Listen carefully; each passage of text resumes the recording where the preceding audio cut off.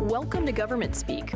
This is where we'll cut through the government speak to get the information you need about county programs, services, and events straight from the source. Welcome to Government Speak, Contra Costa County's official podcast. And in this episode, we explore what it means to grow older in our community and how the county is preparing to support a rapidly aging population. By 2030, 1 in 4 Contra Costa residents will be over the age of 60. To help us better understand how the county is supporting older adults, we're joined in studio by Tracy Murray, who is the Aging and Adult Services Director, and Alicia Espinoza from our Area Agency on Aging Division within our Employment and Human Services Department, to talk about the challenges and the opportunities facing older adults. Tracy and Alicia, welcome to the podcast. Thank you for having us. Can you give us a snapshot of what it looks like aging here in Contra Costa County? Yeah, it's really interesting. So we are a large county in the state. We have 58 counties. We are the 4th most diverse county in the state. As you mentioned, by 2030, 1 in 4 of our residents will be 60 plus, and that population has increased rapidly. I think that right now we're at about 25%. So we're seeing a huge growth, and we're seeing growth in terms of our older adults. There are more of them, and there are more of them that are quite aged. So by 2030, we are going to have 80,000 older adults, 80 years old and older. Oh, wow. And how are we serving them? Like, what trends are you seeing right now? How did we get here? Yeah, how we got here is I think that in general, across the state and across the nation, we are showing an aging demographic. So we are not atypical. And, what we're doing about it is we are doing our best to provide services and trying to keep up with that demographic, and more work to be done on that. So what kind of services do we provide, this population? So in Aging and Adult Services, we have several services and divisions. Our largest one is in-home support services. So that is a program where if you are a Medi-Cal recipient and you have conditions where your doctor, your medical provider has certified that you need support in order to stay in your home rather than be in a long-term care institution, then we are able to provide caregivers in your home. That's the biggest program we have. We have over 17,000 residents on it. Wow. There are other programs people have probably heard about. One is Adult Protective Services, where if people are concerned about an elder or a dependent adult, they can put in an anonymous report of either self-neglect or abuse. And we see between 600 and 800 reports of abuse a month. Alicia manages another program that we have, which is the Area Agency on Aging. And so, Alicia, what's involved in that program? How does your team show up every day? Yeah, so for the Area Agency on Aging, we're more of a coordination hub, an administrator of services for aging and adult folks, also caregivers, and also folks that are disabled. So what we do in community is administer services. We have 2 direct services via our information and assistance hotline, and those are a team of trained social workers where they staff a phone line, and the public can call in and actually get prescribed a relevant resource in their area to get assistance. And we also, another direct service of ours is HICAP, Health Insurance Counseling and Advocacy Program, where we have trained volunteer counselors that help the public manages the very complex nature of Medicare.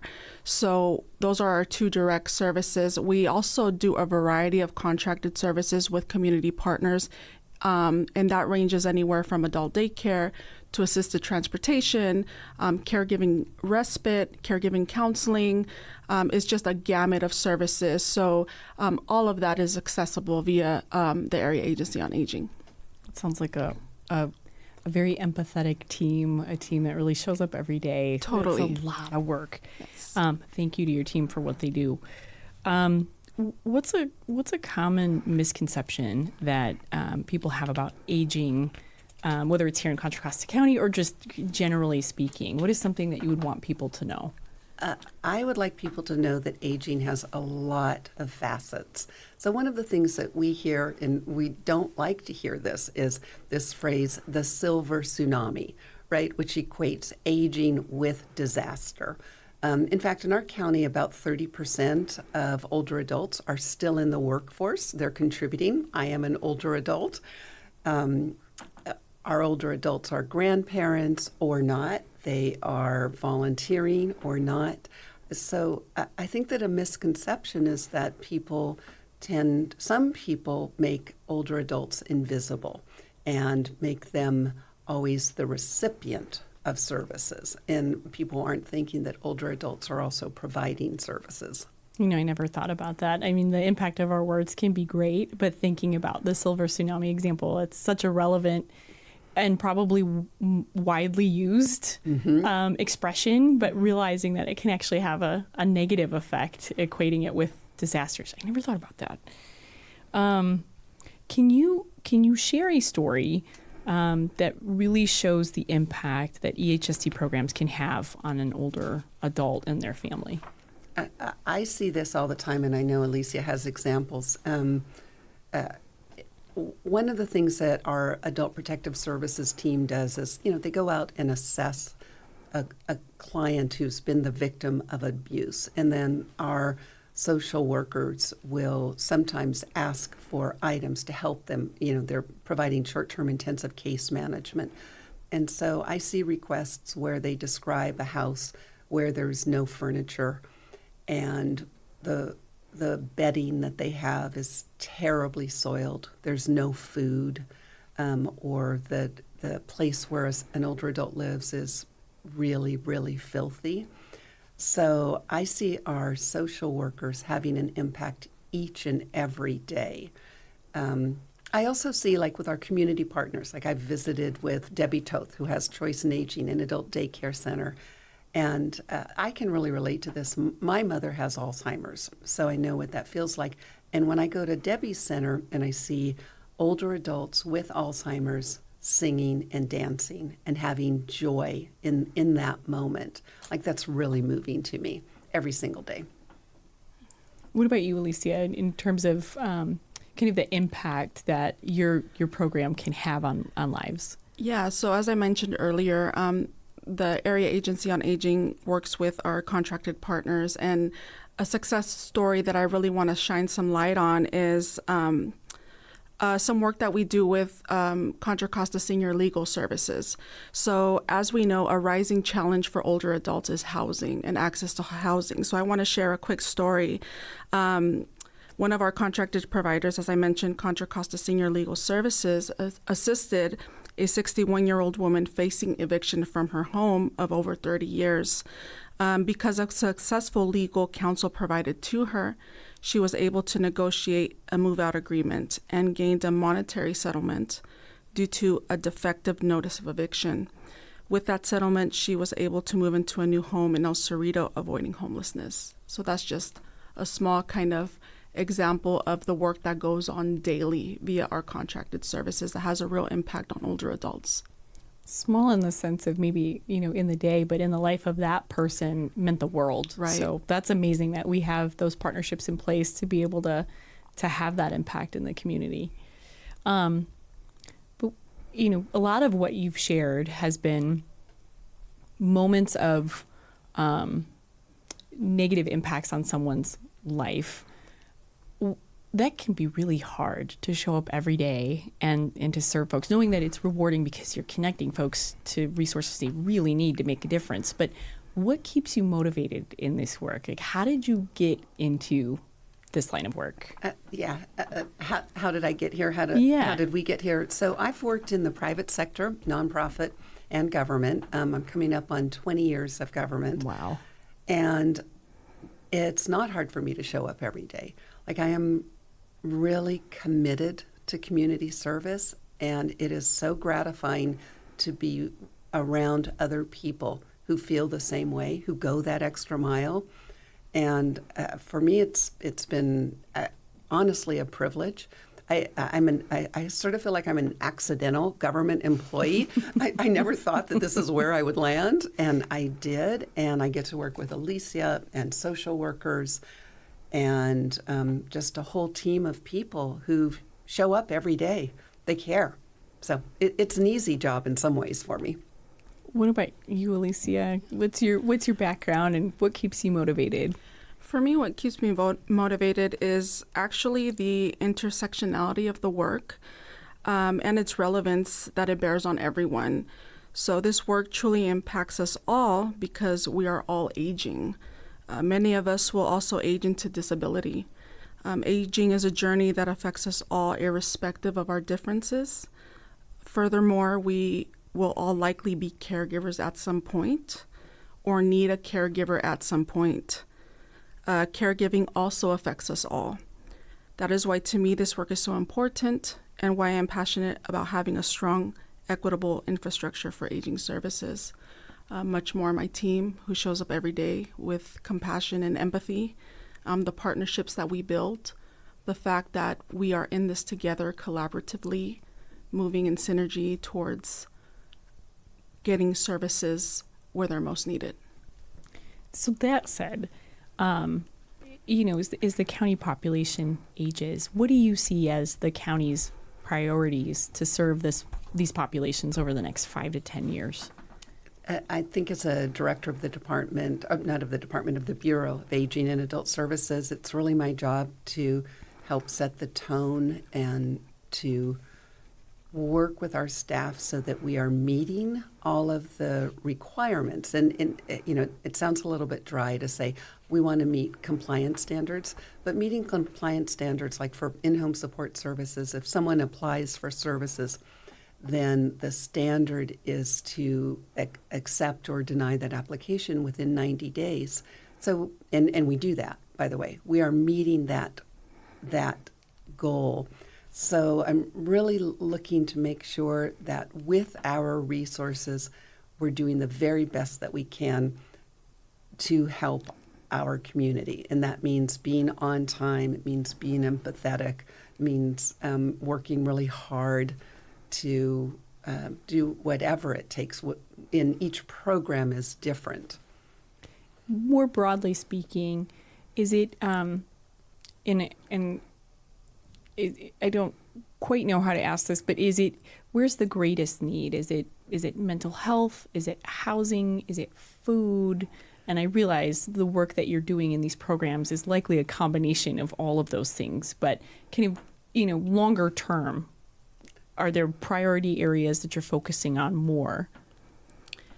Yes, and that's such an important question. It really gets to the heart of why Contra Costa County created its own master plan for aging.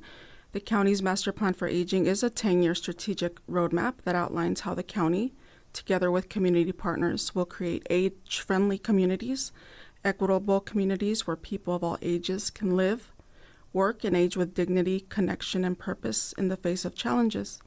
It's grounded in data, community engagement, and the state's own master plan for aging.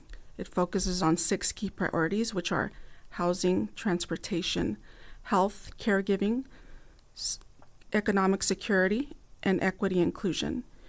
These priorities point to the fact that our older adults are facing overlapping challenges, and here are some of the most prevalent. Housing is a big one, with nearly 20,000 seniors on the wait list for affordable housing. Wow. And almost a third experiencing homelessness are now over 55. Health and caregiving are also critical. Nearly half of adults 75 and older have a disability, and caregivers are stretched thin trying to meet growing needs. Social isolation has become a quiet crisis. About 1 in 3 older adults report feeling lonely, and we know loneliness has real impacts on health. And finally, economic insecurity. Fixed incomes simply don't keep up with the cost of living here. So while housing, health, and connection are all priorities, our larger mission is to make Contra Costa a place where aging is supported, valued, and celebrated. And I can confidently say that Contra Costa Aging and Adult Services is collaboratively doing that. I mean, those stats are staggering when you Right. think about that. And social isolation is growing as technology keeps us further apart. It's driving us together in some ways, but there are others where it's, people can just hide in their social media and that's how they get connection, but really ignoring the community aspect of bringing people together, which is really core, it sounds like, to the work that you all do every day. What can community members do to support older adults? We find, a lot of different programs. I hear about the ones where you've got older adults who are supporting kids at a school, and then everyone gets benefits from that. But what are some of the ways that folks can help? I think that folks can first become connected. Look in your neighborhood. Maybe when you see that older woman on a walker heading to the mailbox, maybe say hi, get to know them. Just start with that connection. People can volunteer. There's lots of opportunities there. And then also, I would say that if you observe something that is worrisome, if you see an older adult that you suspect may be experiencing abuse and or you suspect may be experiencing self-neglect, then definitely call us. We have a call center staffed with social workers. And not only can those social workers provide general information about aging and how to navigate these very complex systems, but they can also take an elder abuse report and even start an application if you are applying for services. How can people make a report? So with elder abuse, you can call. That's easy. You can also go on our website. And it's really important to know that these reports are anonymous. Sometimes people are worried, like, oh, I don't want to interfere. I don't want to make an incorrect report. It's not a bother. We're here to really explore those reports. And again, our trained social workers will go out and respond to those reports. Yeah, it's better to get the information than not act on it at all. Absolutely. Where can listeners learn more about how to connect with Aging and Adult Services? I hope that what they can do is, first of all, they can call our call center, and that phone number is 1-800-510-2020. And again, you're going to be met with a live person answering that call. You can also Google search. You can go to our website. If you just put in, I think, EHSD, aging, there's lots of information. And is there anywhere else, Alicia? I think that about sums it up. You all are also embarking on an age-friendly campaign. Can you talk a bit more about that? Sure, I would love to. So we did launch an age-friendly campaign to shatter misconceptions about aging.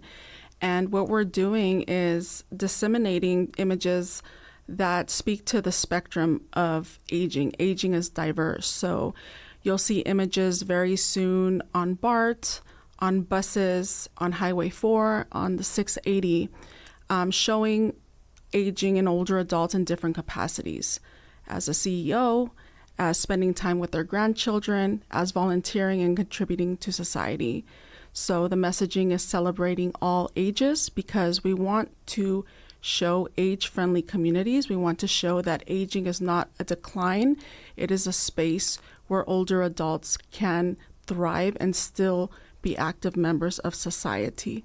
So with some of the material, you will see a graphic where a QR code that one can scan, a landing page that will actually take you to an age-friendly website, and it doubles kind of as a resource page. So the community can also be informed about the resources that we've been talking about. So it's that's great. Our age-friendly campaign. Going to see a big community presence out there soon. If there's one takeaway from our discussion for both of you, what would you want people to remember the most? For me, it's when in doubt, if you have any question at all, please reach out and call us at 1-800-510-2020. We're here to serve. For me, it would be please disseminate our resources, point people to either our information and assistance call center. If you see something, say something. It's a catch-all, 1-800-510-2020. Remember it, share it, and your needs will very likely be met by a live person there. Well, I can't thank you both enough for the work that your teams do every day to serve, these populations. These are folks in our community who need information and are definitely getting it from your team. So again, thank you for the work that you all do. And that's it for our show. I'm your host, Kristi Jourdan, Contra Costa County's Public Information Officer. Thanks for joining us on the Government Speak podcast, brought to you by the Office of Communications and Media. But don't just take our word for it. Stay curious, stay connected, and stay informed. Until next time, keep your mind open and your facts straight.